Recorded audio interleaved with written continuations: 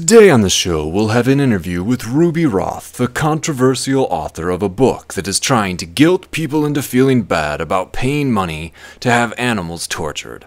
A lot of people are saying that your book is taking things too far, that trying to talk to kids about this subject is a bit extreme. For instance, one mother wrote into us, "How dare you tell my child that animals suffer to be turned into food or clothing? Keep your damn compassion to yourself."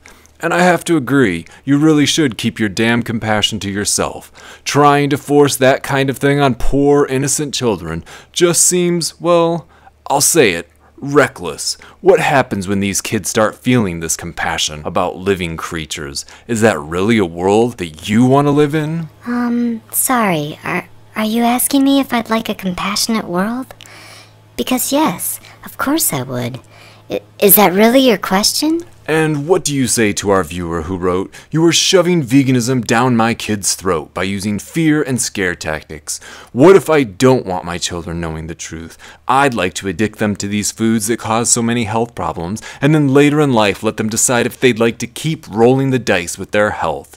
That is what makes America great, freedom of choice." And again, I think this viewer is dead on target. It's like you want to cram your veganism into a child's mind, but isn't it a parent's right and its duty to instill bad habits and a desire to ignore suffering to pleasure one's palate? How do you respond? So the question is, how dare I teach kids compassion again? Yes, I'd like to give you the benefit of the doubt that maybe this is just some sort of prank you're pulling. Anyone, does someone have the date? Is it April 1st or something? No, Bob, it's June 5th. Sickening. Well, even if compassion was an awful thing, Which it is.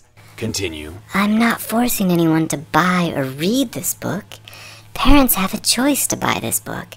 Parents that are interested in raising more compassionate and kind children, that's the audience I'm aiming for. Well, what about the section about testing beauty products on animals? Do you really want a world filled with butterfaces because you guilted them out of letting some rabbit take one for the team by going blind having mascara rubbed in its eye all day? What purpose does that rabbit serve now? I'm sorry, did you say butterfaces? Yeah, like their body ain't bad, but her face? I'm sorry, what was the question? And then sea parks and zoos? Really? You're going to take away this childhood staple? It feels like you just hate children and happiness. Like some wires got crossed in your brain and you started thinking that suffering of animals should be part of the equation of how humans should act? Don't you feel like you are abusing the freedom of speech to preach this intolerance and hate speech against fun? And what would happen to these animals if not for zoos and sea parks? Where would you have these animals live? The ocean? And the wild? Ridiculous. It's like you vegans just talk out of your ass, and you think that we won't notice how full of shit you are. And one final question. You show graphic images in your book of the dead bodies of animals. For instance, you show steaks and roasted chickens. Really? Are you that sick? Exposing children to this truly crosses the line. But these are displayed in stores across the country. Only instead of illustrations, it's the real dead bodies of animals. How is what I did worse than having children eat these dead bodies? I'm not going to even dignify that kind of ignorance with a response.